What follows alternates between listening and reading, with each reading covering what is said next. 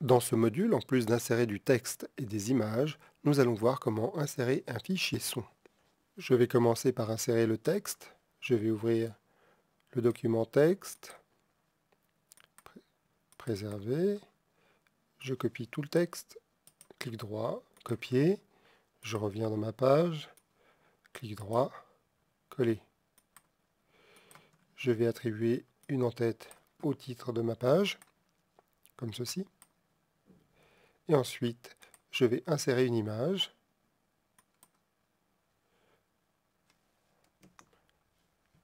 Qui sera donc préservée. Je valide la boîte de dialogue. Je vais appeler l'image préservée.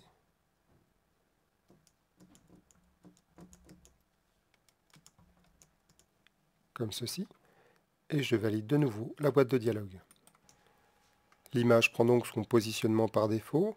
Je vais donc la sélectionner et lui attribuer une classe créée précédemment, qui sera donc une classe bloc droit. Automatiquement, mon image se positionne à droite de mon texte. Je vais maintenant insérer un document son, comme ceci. Je vais sélectionner Plugin, puis sélectionner le fichier robinet.mp3. Je valide la boîte de dialogue. L'icône du plugin apparaît. Nous allons maintenant regarder un aperçu dans le navigateur. J'enregistre. Et voilà donc mon aperçu. Je peux constater que le plugin n'est pas visible entièrement. Je vais donc fermer le navigateur pour modifier la taille d'affichage de mon player. Voilà.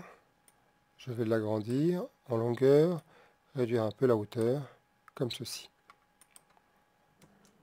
Je vais relancer l'aperçu pour vérifier la modification. J'enregistre. Voilà, il est encore un petit peu trop. Par contre, le son apparaît. Le son se joue par défaut. Nous allons également modifier ceci.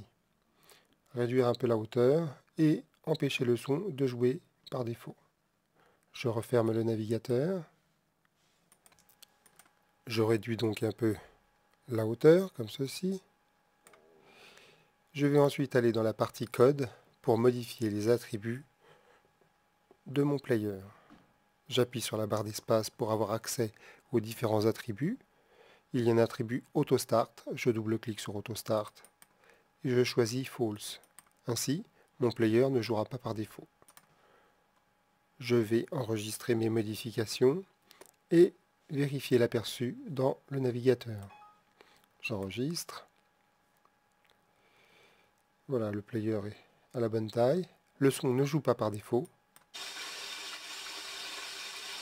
mais il joue bien quand je clique sur le bouton play. Voilà. C'est la fin de notre module insertion et gestion de fichiers son.